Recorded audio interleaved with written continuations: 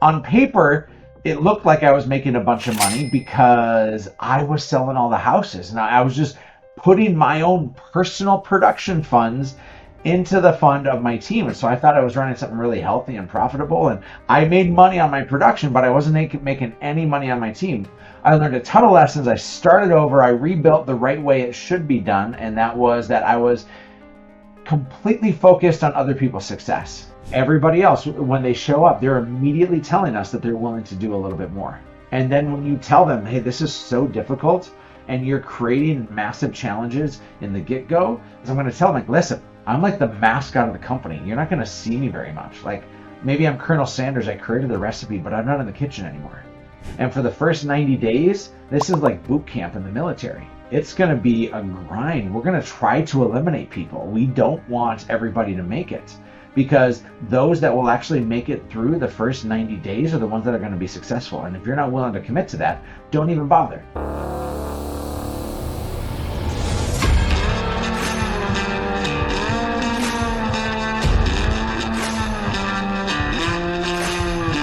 All right, you guys, welcome back to the Light It Up podcast. If you're new to this channel and you want to know everything about making money in real estate, selling, sales skills, building your business, or investing, then subscribe below, tap the bell for notifications so you can be the first to know what makes our great guests so successful. And we get calls and messages from people just like you every single day. So whether you're new in the business or looking to grow, give us a text, shoot us a DM, or send us an email. Happy to help.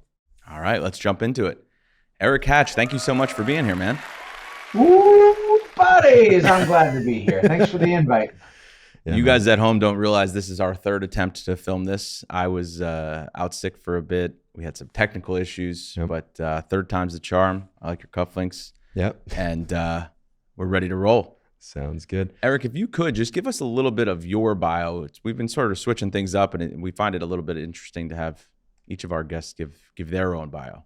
You know, I think most people in real estate are doing this as a second career, not as a first career. My first calling for nearly a decade is I was in the ministry. I spent 10 years working for my local church and my local university, helping out kids. I was a youth pastor, a worship leader, and I was an entrepreneur with 4,000 bosses. It was a very interesting and awesome calling. From there, I got into real estate part-time as I was working at the church, and then I transcended and transitioned in 2011 to full-time into real estate. So I had 5 years of experience under my belt, but it was really part-time. I was a buyer agent on a team. I was a solopreneur. I was with a mom and pop brokerage. I was with a large national brokerage, and I fiddled and diddled and found my best chance, my best gig.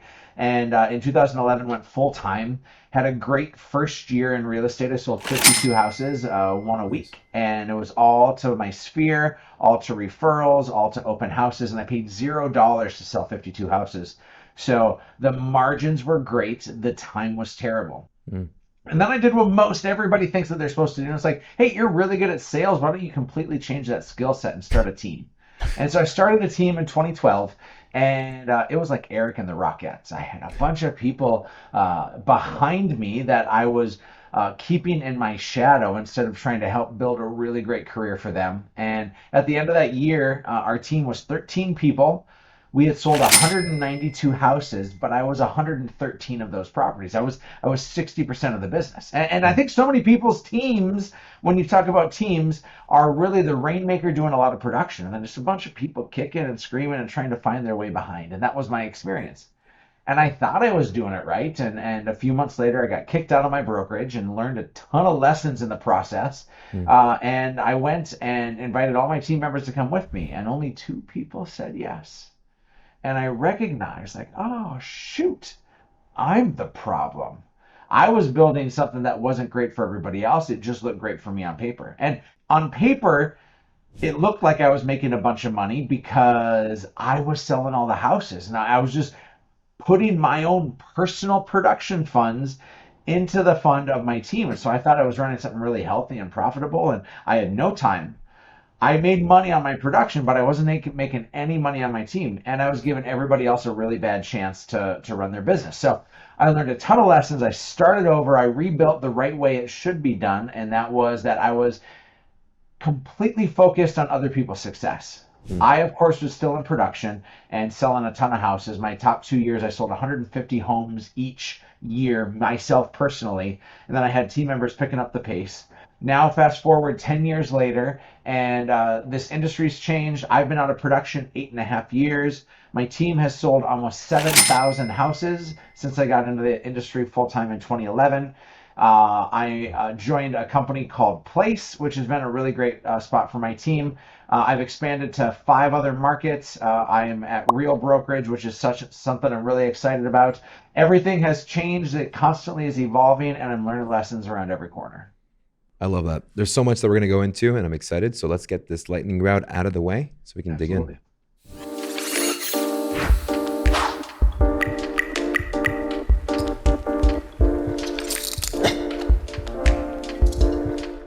All right. What's your most powerful and vivid memory?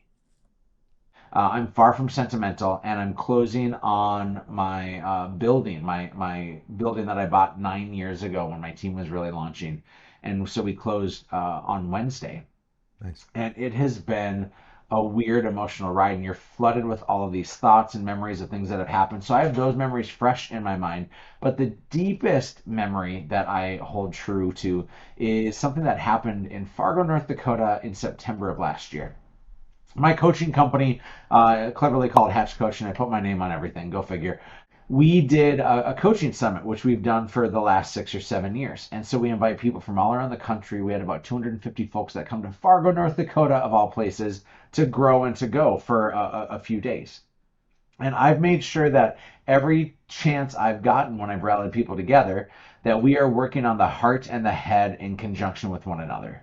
It's not about making a ton of money if you're losing all your time. It's not about being filthy rich and having a ton of time if you're not making a difference in other people's lives. And so this is all integrated into what we do. And in September of 2022, we had a bunch of people at our coaching summit, and we raised money through this auction. It's this live auction where we're auctioning off these retreats to my lake place and these coaching services, and other people are throwing in their vacation homes and all these things.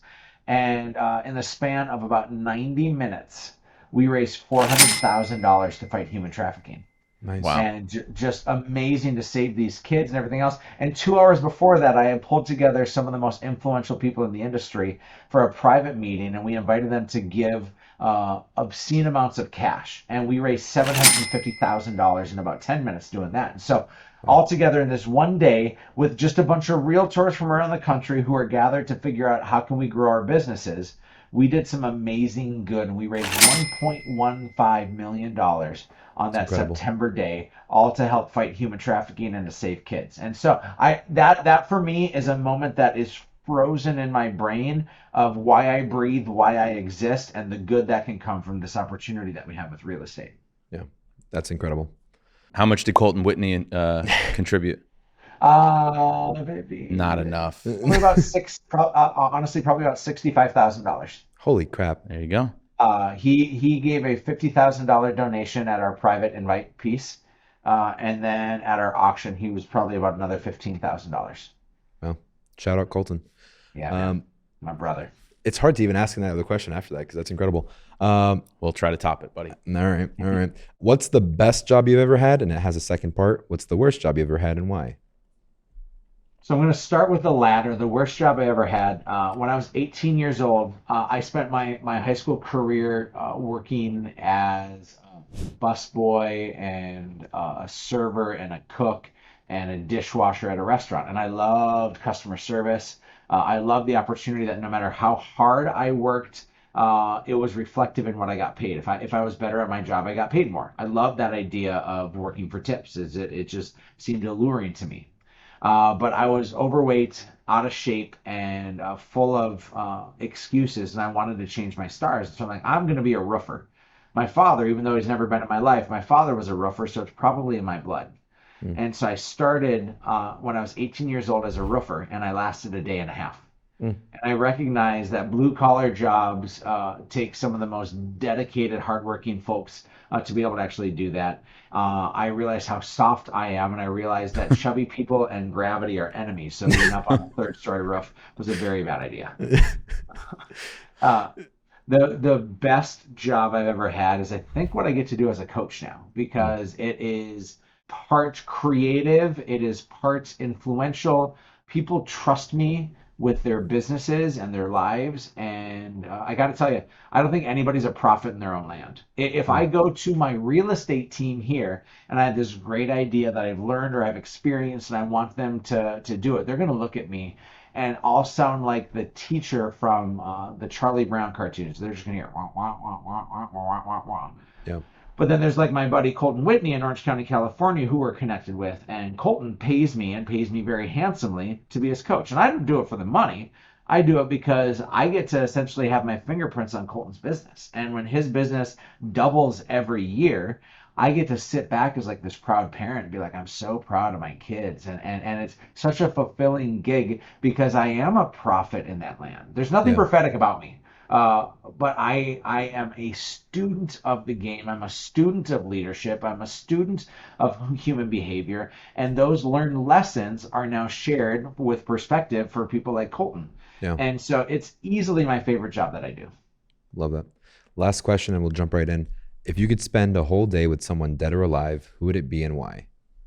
Easy. I would spend the day with my mom. My parents divorced when I was very young. My dad was never around, and so my mom was my mother, my father, one of my dearest friends. And when I was 21 years old, she lost her life to cancer after Oh, fighting stage 4 cancer for about 5 years. And so I've spent more than half my life without my mom now, and my wife has never met my mom. My kids have never met their grandma, and I mm, would love to just have one more day, one more meal with that lady. Her name's Betty, and she was and is my everything. shout out Betty. Now, the one thing when you said in your bio, like you were in the ministry and then you came in, now you're in the business, in the real estate business in the industry. One thing that's becoming so relevant to me now is ministers have a gift of understanding that the urgent is never really important and the important is never really urgent, and they know how Hmm. to prioritize those things.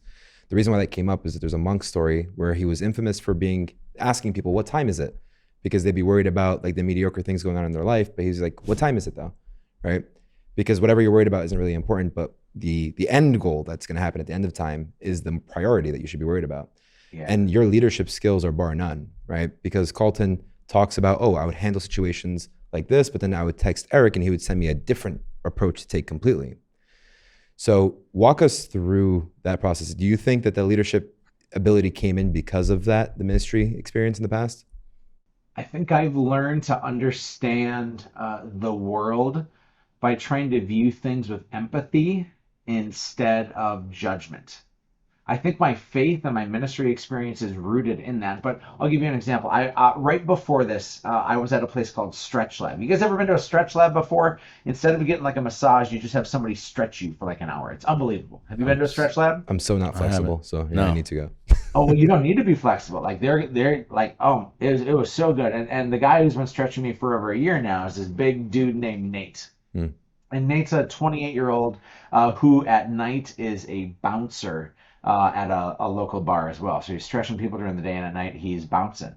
mm, And we were in a conversation locally in my community. I live in Fargo, North Dakota. We had a shooting where this guy was on his way to a street fair to kill as many people as he possibly could. And mm, he stopped and fired upon and shot three police officers, killing one of them, and then a bystander as well was shot. So like our community's been super impacted by this. And I'm talking to Nate about his experience because as a bouncer, he's seeing things, and the local cops were on leave, and so they brought in county police and other things. He's like it was hell. I didn't like those cops at all.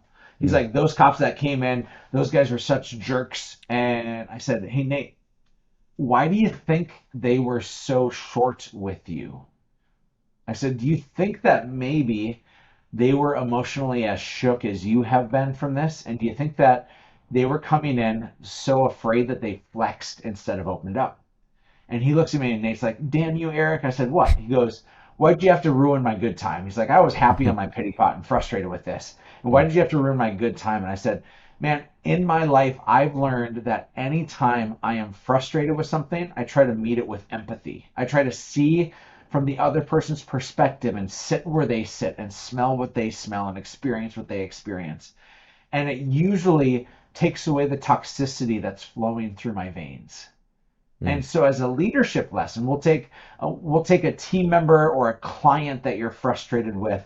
Quite often we want our first response to be the one that we hang on to. And our first response is fight or flight. Our first response is, oh, screw those guys. But if we seek first to understand and we can step into the other person's shoes, we're going to understand that this is not a black and white world. We are riddled with emotions and perspective. I'll give you another example, okay? In the ministry, I spent an inordinate amount of time helping my kids to understand the plight of homeless people in our town. And I simply asked this question to them, and I said, at what point does someone switch from being a victim to a victimizer? Because I think that if we saw a kid who's 10 years old and his parents are abusive and he's surrounded by drugs and alcohol, we would call that kid a victim. Mm-hmm. At what point does that kid turn into a victimizer? Because if he doesn't have great support around him, if he doesn't have anybody that's lifting him up, if he doesn't have somebody who is betting on him, like, don't get me wrong, we as adults need to be responsible for our choices, regardless of where we come from. Regardless of what we've gone through. Our team members and those that we lead need to be responsible for their choices. Yet if I encourage these kids at church, or if I encourage my team members or other leaders, people that I have the privilege of connecting with, to seek first to understand, we find ourselves in a completely new perspective. And that perspective is one of empathy. If you can't even get to empathy, because that's such a big leap for some people, there's a center point of that. If one side is apathy of I don't give a crap, I'm so frustrated with them, it's my feelings, it's not their feelings, that's apathy. That's not caring about where they're coming from. Mm-hmm. Empathy is seeing things completely from their perspective, but in the middle is sympathy. Is at least trying to slow down and pump the brakes and say, I wonder what they're going through right now. You know, Simon Sinek has something that I think is a tremendous perspective. I've heard him say this a couple of times now. John, let's say that you are struggling with your numbers. I can come up to you as your leader and I can say, John, it's Q3. You still haven't hit your numbers. You're falling behind on sales and on calls and on people in your database and the A buyers and sellers that you're working with. What the hell are you doing, man? Or I can say, John, it's Q3. You're falling behind on your sales. You're not where you said you were going to be. You're super far behind. Are you doing okay? Yeah. And that second approach is the approach that I challenge all my coaching clients and I challenge all my team members to take, is that I need to see and understand what's going on behind the curtain to fully understand how to execute and to lead. Just to add on to that, there was a book written, John Maxwell, The 21 Irrefutable Laws of Leadership. Great and book. Yep, number one is the law of the lid, right? So wherever your leadership, the law of the lid, theory behind it is if you're a level 10 in leadership, you're going to be able to build a bigger business than if you're level 2, right? You'll spend a lot more effort to try to build it, but it's only going to cap out as so much. But if your leadership levels are larger, every effort you put into it is going to be like quantified larger and larger and larger. How does someone measure where they currently are? What are some, not to sound analytical, but what are some data points or metrics or KPIs that they can track and say, this is where I'm at, how can I improve in this part of it, and this part of it, and that part of it? You sounded analytical. I know, very analytical. I would love to say that we are our own personal gauge. Like if I were to go and bench press, and it's like, oh, that guy can bench press 200 pounds. Okay, you understand your capacity. Leadership is not a way in which you can look to see, well, at what level or at what weight are you carrying. It is instead seen not by you, but by your surroundings. I think that one of the greatest signs of a superb leader is when the people around them are self-aware. And so self-aware in what way? I'm going to use that as a blanket statement. As an example, let's say you were to step in and you were to come to me. You're an agent on my team, and you're to come to me and you're going to tell me all of the reasons why you deserve a higher split. These conversations happen all the time with real estate teams. In fact, my president, her name's Heather, had this conversation with one of our agents yesterday. And he came to her and said, Heather, I want a higher split. I want a 70-30 split. And anybody who runs a team that makes some money understands that that doesn't work. Yep. And so Heather, our president, said, "Hey, I totally understand that. Why do you think that you deserve that split?" Right? She didn't come out and just tell him no. She's now working on self-awareness and self-discovery for this person. Mm-hmm. And so I think that leaders ask great questions. They don't make powerful statements. They ask really great questions so people can self-discover. So this agent says, "Well, I'm the highest converter for the company's deals." And so she looks at the numbers. She's like, "Yeah, you're having a good year at that. That's really fantastic." Now, part of the bargain that we have in our relationship is that you're also bringing in your weight in sphere and referral deals. How are you doing on that?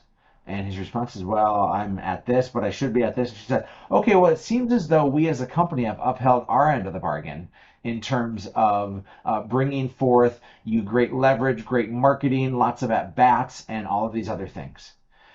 Your commitment was to bring in to convert those and to bring in a large amount of sphere deals. Do you feel like you fully upheld your end of the deal?" And what's so interesting, notice she didn't at one point in any time, she didn't say no. Yeah. Right. She just asked a ton of questions. Right.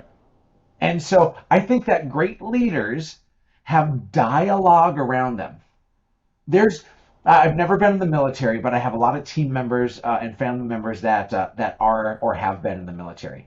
And that's here's what I say: fall in line. That's the way we're going to operate.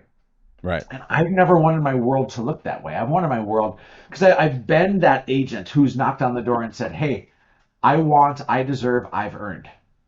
And I have to tell you, when I was on a real estate team in 2009 and 2010, I was a buyer agent and I was a part-time agent. And I was bringing in about 70% of my deals from my own sphere and my own open houses and referrals. Mm-hmm. And so I went to the team leaders and I didn't say, "I want, I deserve." I said, "How can I?" I said, "How can I earn a higher split?" And then I said, "How can I earn the right to work listings?" Because I was working on the buy side. And their response to me was, "No, I'm sorry, that's not how we're built." And so I left that team 30 days later because I recognized no matter what I did, I was still put in a box. And I never wanted to create an environment that had that. Yeah. I didn't want just the black and white yes or no. I wanted to work into a world. And so when I started my real estate team, I had an agent who was a really high producer. And in his first year, he sold 49 houses. Awesome, an unbelievable first year. Brandon is his name. And Brandon in that first year did 16 of those 49 from his own personal sphere and referrals. Nice. A huge amount. And Brandon came to me and he said, "Hey, Erik, I would love to figure out how I can get paid more on my sphere." And my answer isn't no. I think a great leader doesn't say no. A great leader says yes when. And so I said to Brandon, I said, "Yeah, man, when you can do 20 deals from your sphere in a year, deal 21 and beyond, I'll share my profit with you on those deals that come in because you've upheld your end of the bargain." Right. And so I think that great leaders can cast a vision big enough that people can continue to grow. I think that great leaders never say no. They just ask really great questions so that people can become self-aware. Yeah. And I think that great leaders ask for dissension and invite kickbacks and frustrations and that sort amongst people. I don't think that it's this hard-edged yes and no kind of environment because I'd like to think of myself, whether it was 15 years ago or today, as a talented agent. And I can say with confidence, I would never want to work into a world that didn't allow me to grow and mold and shape and put my fingerprints on and earn my next at-bat and opportunity. Yeah, no, that's solid. Yeah. Well, it's interesting to hear you say that, like, your transition, right? You said that you went from ministry to becoming an agent, and then you did the part that really hit home with me was that you said you did what a lot of people who have great sales skills, they try to become the team leader. And you said that it was Erik and the Rockettes and it failed miserably. So between that time when you went from team leader or a high producing technician to the team leader, like, who coached you? Obviously you're coaching people like a Colton Whitney and other team leaders throughout the country to become better leaders, but who was a mentor to you? I first want to say I've heard a lot of people say that I'm like, they'll declare for themselves, I'm a self-made man or a self-made woman, and I've never resonated with that statement. I am far from self-made. I'm a product of the environments that I surround myself with. And the lens that I view things with is the lens of my faith. And so this idea of serving people and of helping people to win and giving them my best is completely rooted in my faith. Now, I hired a coach and continue to hire coaches at every turn and every corner of my life. As an example, I had a coach. He was a maps coach with Keller Williams, and I had him for about 4 years. Was a fantastic guide for me at that point. I came to a place where my business was in a new place and I needed a new perspective. And so I've hired some of the most expensive, brilliant coaches, and I've hired them for snippets and seasons of time. I've maintained deep relationships with some people that are more mentors than they are paid coaches for me. And now I have alignments in two different pockets. I have alignments at Place, and Place is run by a number of people, but there's three folks that I really, really look at as coaches, friends, and mentors. It's Ben Kinney, Chris Suarez, and Chris Stewart. Those three gentlemen are such gifts to me, and I'm honored and proud to be in business partnership with them.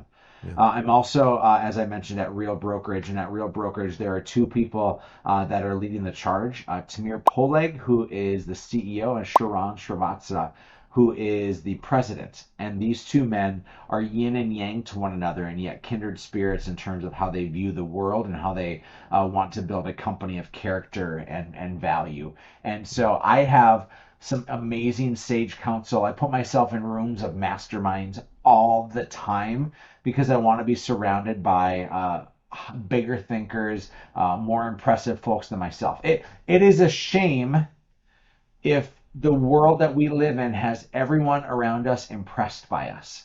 Yeah. And we have to be really cautious that we're going into rooms in which we're going to learn instead of just to hear our own voice and people to pat ourselves on the back. And I've made that mistake too often. Yeah. Rooms where you check your ego at the door and then walk in to learn. That's the importance of it. And it's almost interesting. There's a show called Ted Lasso. You guys watch that show? Yep. Eric, how about you? I have a Believe poster right outside my office. Oh, yeah. There you go. And when I watched that show, I was just like, this is like a perfect example of leadership because you're literally developing the person to be a better human being overall. But for you to be able to do that, you need to be that person yourself, right? And then John Maxwell goes in and talks about certain aspects of actually developing your own self, both like in your 5 equities of living, of life. So that's like your performance financially, your family life, your mental life, your religious life. All of those aspects have to be at a higher level so that you can attract those same kind of people. And from there, you could actually focus on developing the same vision and mission. Would you agree with that statement? Would you add on to that? What would you say?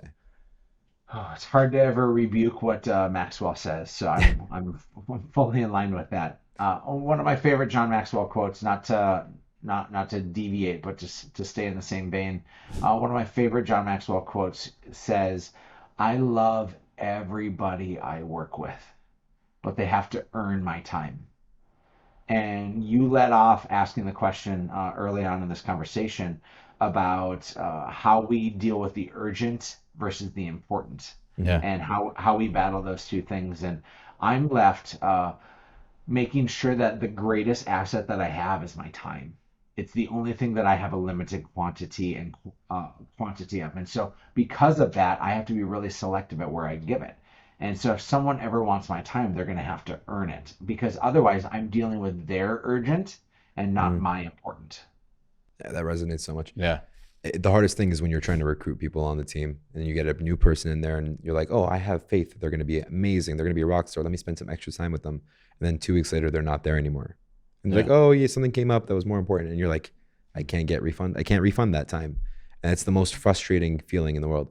Yeah, we've had a great experience in putting some extra steps into our hiring and recruiting process that has the person needing to go above and beyond and doing some extra things that isn't usually asked of a traditional job or chance to join a real estate team. And the reason why is because if they're willing to do above and beyond in the beginning, they're much more likely to throughout the process, instead of someone just looking to be spoon-fed and handed that easy at-bat opportunity. Yeah. Can you share some of those nuggets? Yeah. So we follow a 9-step hiring process, and I'll spare you all the details, but the way in which we have our greatest chance to see who's going to be an actual culture fit is after we've received their resumes, and we then invite them to a career night. Not for people who haven't applied, right? There's people hear career nights of like, I'm going to learn about being a realtor. That is not what we do on these career nights. The career night is, listen, if you're an applicant, we highly encourage you to attend this career night. It's a 90-minute career night. And so we invite them to our office, to kind of a neutral space. And as they're gathered, we spend our energy and our time trying to talk them out of being in real estate. We tell them all the reasons why they shouldn't be a realtor, how difficult it's going to be for them to make it. We are essentially painting a picture that is not the standard picture, but instead we're like, this is hella hard. I think that most people try to attract folks by being like, listen, you're going to make a bunch of money and you make your own schedule and yada, yada, yada. Freedom and all that, yeah. Right? And that just is not how we're going to do this game. And so we make them come. I mean, as much as you can make an applicant come. If they don't show, we're still going to consider them for the process. But I tell you, I think we've only hired 1 or 2 people in the history of my company that didn't show up for career night. Everybody else, when they show up, they're immediately telling us that they're willing to do a little bit more. And then when you tell them, hey, this is so difficult, and you're creating massive challenges in the get-go, it's huge. And then what I'm going to tell them, and this is where we put boundaries in place, is I'm going to tell them, like, listen, I'm like the mascot of the company. You're not going to see me very much. Like, maybe I'm Colonel Sanders. I created the recipe, but I'm not in the kitchen anymore.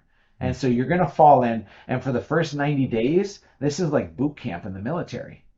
It's going to be a grind. We're going to try to eliminate people. We don't want everybody to make it, because those that will actually make it through the first 90 days are the ones that are going to be successful. And if you're not willing to commit to that, don't even bother. You can go hang your license somewhere else, but if you want a success, you need to follow this blueprint that we have, because follow the blueprint and you're going to change your stars. But if you want it your way, you haven't earned your right to have it your way here yet. That doesn't fit. So we immediately put up boundaries, and then tying together the Maxwell quote with the career night is one of my favorite authors of all time is Mike Michalowicz. And he's most known for writing Profit First, I think a book that many business people have read. But he's also written a book called The Pumpkin Plan. And in The Pumpkin Plan, Michalowicz talks about how there's these steps that these pumpkin farmers use to grow these county fair blue ribbon winning pumpkins, the 1,500-pound giant things that people take their picture with and everybody marvels after. And step 6 of 7 of the pumpkin plan is to give all your attention to the big pumpkins. Who is your referral source that's given you 5 referrals in the last year? Give them all your attention. But it's written as a customer book. Like, how do you pour into those that have given you great referrals and have been your favorites to work with? But I read it first as a leadership book. And I recognized that myself as a team leader, I was giving my new agents who had sold a total of 0 houses, I was giving them 70% of my time. For the agents that had sold 20, 30, 40, 50 houses for the last 5 years, counting for thousands and thousands of transactions, I wasn't giving them 1 iota of my time, because I just said, oh, they got to figure it out. They don't need me anymore, which immediately takes away my value proposition, which immediately gives them my leftovers at best. And when I've transitioned with my pumpkin plan to take care of my big pumpkins, I need to give all my energy to my top people, not my new people. Right. I need to give them customized business plans and amazing coaching instead of here's how to sell 1 house. My system needs to teach the people how to sell a house. My time that people have earned needs to go to my big pumpkins. And those are my top agents and my amazing leaders. Yeah. Mike is actually a fellow New Jerseyan. We've been, I didn't know that. Yeah, we've been trying very hard to stalk him, to bring him on. I have a guy who used to be on my team. He's in Fargo. His name's Kyle Reedstrom. He just had Mike Michalowicz on his podcast this week. So keep knocking on his door. And he's saying yes to some folks like you and me. I'm going to start knocking on his phone, and then hopefully he'll be okay with that. But no, yeah, that's great. And just don't call him a big pumpkin. I won't.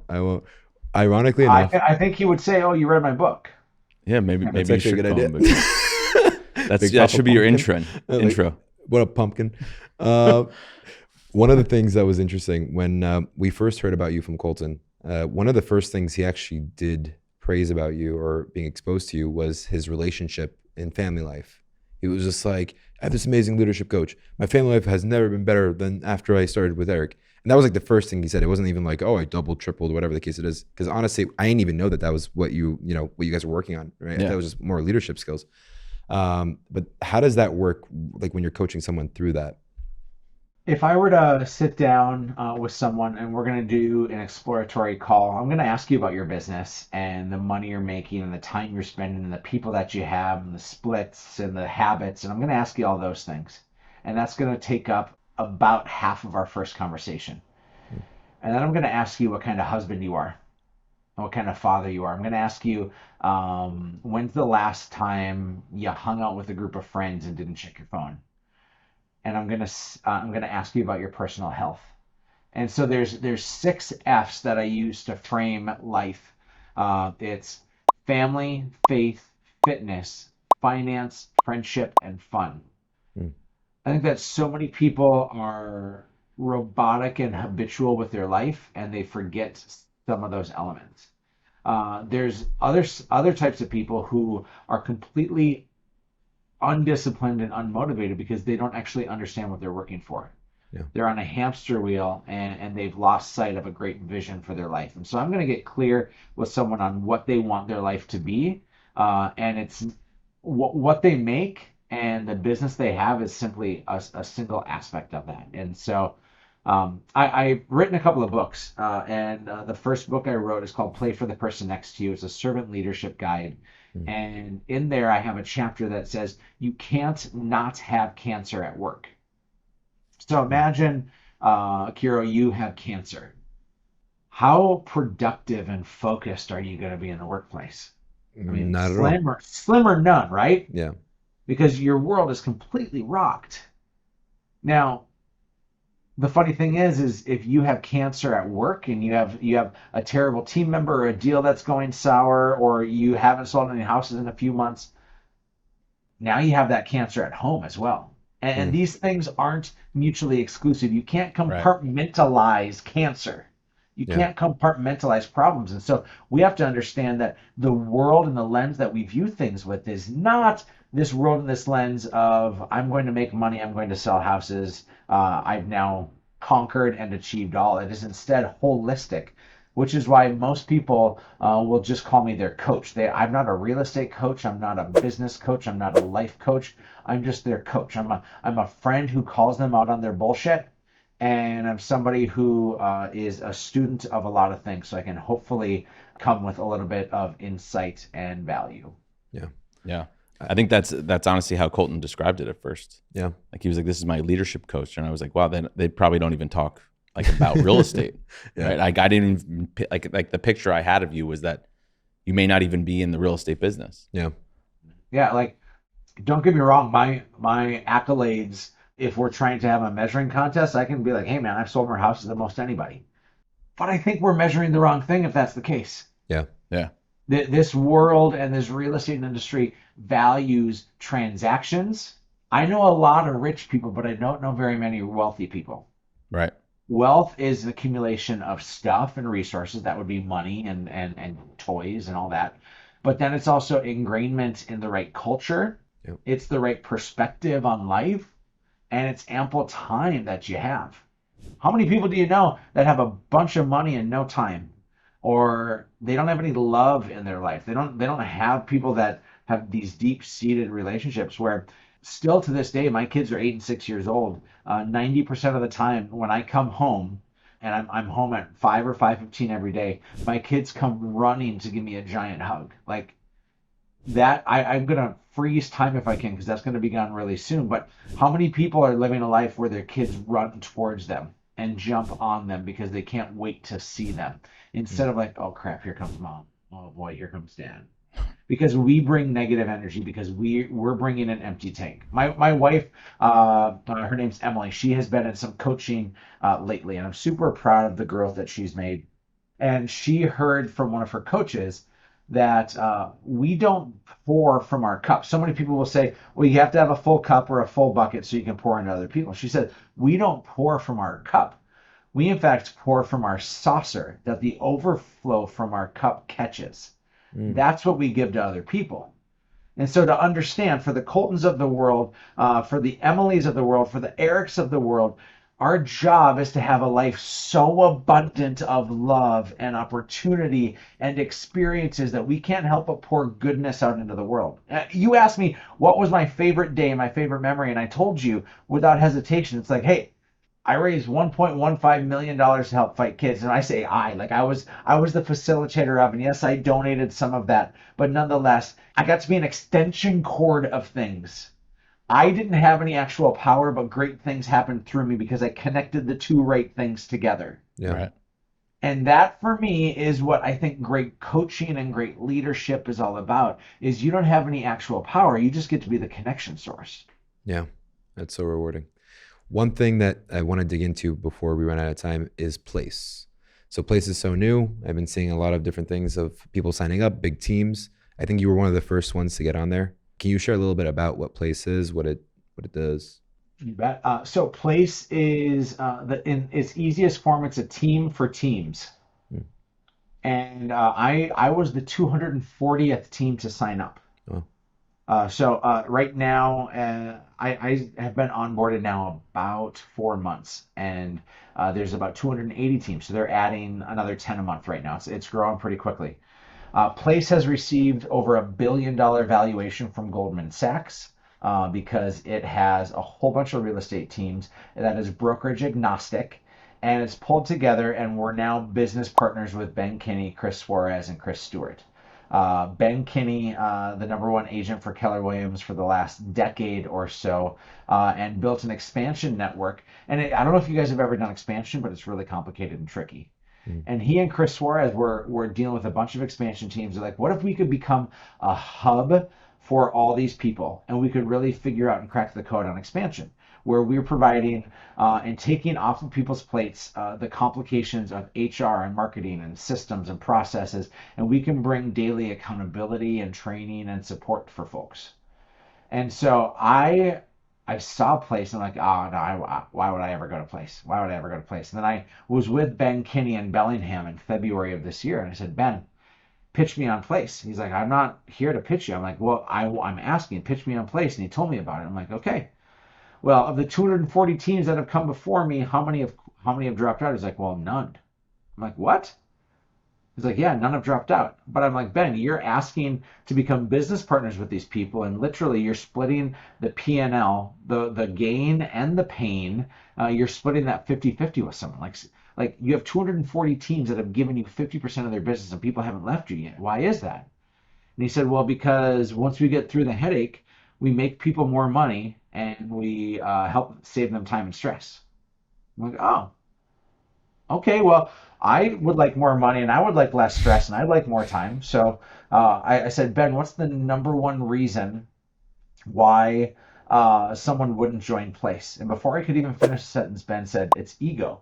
So people are confident that they can do it well on their own. But I mean, if you followed Ben's story at all, he's built some incredible things. Yeah. And I remember when I used to be a KW agent, and in 2012, I got invited into a room with 10 people, and then a couple of the high ups at KW, Mary Tennant and Mo Anderson, 2 gals who were doing huge things. And in that room was myself and Ben Kinney and 8 other people. And we were the top 10 donors for KW Cares for that year. And I was a new kid on the block. I was just taking a portion of each of my commission and donating it to KW Cares. It seemed like easy peasy, lemon squeezy things to do. And I'm sitting next to Ben, and I have this man crush on him. Like, this guy's unbelievable, and like I'm fascinated by him. But I'm like 2 years behind him. In 2 years, I'm gonna be caught up to him. But if he's 2 years ahead, I'm just gonna keep chasing Ben. Well, let's fast forward 10 years. 10 years have passed. And I've done more than I ever thought I would in this industry in terms of sales and team growth and expansion and coaching companies and revenue share and all these things that are so great. I'm like, oh man, and I'm patting myself on the back like, Erik, you've done it. You're the man. You know, like it's the stupid narratives that we tell ourselves. Right. Yeah. And then I look at Ben and I'm like, oh, I'm 20 years behind now. Mm. Like, how did this happen? I was 2 years behind. In the last 10 years, I've grown mightily and gone farther than I ever thought. And now I'm 20 years behind. And you mean to tell me that I can be partners with Mark Cuban? He's my favorite shark, right? On Shark Tank, I think everybody wants to deal with Mark Cuban. Yeah. Yep. If Mark Cuban came knocking on my door and said, Erik, I want half your business and I'm going to grow it way bigger and I'm going to make your life better, I'm going to say yes every time. And Ben Kinney is the Mark Cuban of the real estate industry. Mhm. And so when he came and he didn't come knocking, I went knocking. And I saw the opportunity and I jumped on it, and it's been hella good. It's still early. I can't give it a rave endorsement yet. I want to be really clear on that. But the leadership, the character, the processes, the systems, this is still a startup organization. It still has a lot of bumps that need to be smoothed out. And yet I see the core, I see the heartbeat, and I see the vision. And this, for me, has been a brilliant move. Awesome. I love that. Awesome. Erik, as we conclude, what's one thing you want to leave the audience with? As a real estate coach, I can tell you how 85% of your problems will probably go away and you'll never need to hire somebody like me. And that is if you have clarity on what you need to do every day and consistency to actually do it. Yeah. I have a friend that says real estate coaches are bullshit. If people actually just did what was on their calendar, you'd never need to hire a real estate coach. I'm like, yeah, you're pretty right. And yet most people need to be reminded of what's important. If you're ever leading people, man, you need a coach more than ever. Right. If you're doing production, you need accountability and clarity and discipline. But if you're leading people, you need accountability, coaching, and discipline. But it's a very different wavelength. And so I'm simply going to say, for those of you that are listening, most people aren't going to start a team. Most people aren't going to go and take on that extra layer of responsibility. But if you do, get really clear on who you need to be every day as a producer and as a leader, and make sure that you're just disciplined and consistent with that. Because if you do so, you're going to be farther than almost anybody else. Awesome. Well said. And Erik, if anybody wants to reach out to you to collaborate or to consider you for a coach, what's the best way for them to connect? The easiest way to find me is on Instagram. I'm at Real Erik Hatch. That's Erik with a K, Real Erik Hatch. And what I want you to do, I want to give something away for all your listeners. I wrote a book last year with my partner, Robbie T. It's called The Perfect Real Estate Agent Blueprint. Whether you want to be a solo agent, grow a small team or something really large, get out of production, whatever it may be, we have literally written a blueprint on this. And so if you find me on Instagram, Real Erik Hatch, and follow me, you need to DM me just one word, and that's the word blueprint. Send me the word blueprint and we'll get you instructions on how you can get a free copy of our book. We just need you to pay shipping and handling. And so if you want a free copy of The Perfect Real Estate Agent Blueprint, DM Real Erik Hatch on Instagram, the word blueprint. Awesome. Love it. Awesome. Erik, absolute pleasure, man. This was totally worth going through 2 trials in the beginning. You're an awesome man and an awesome leader, so we really appreciate your time. Thanks so much.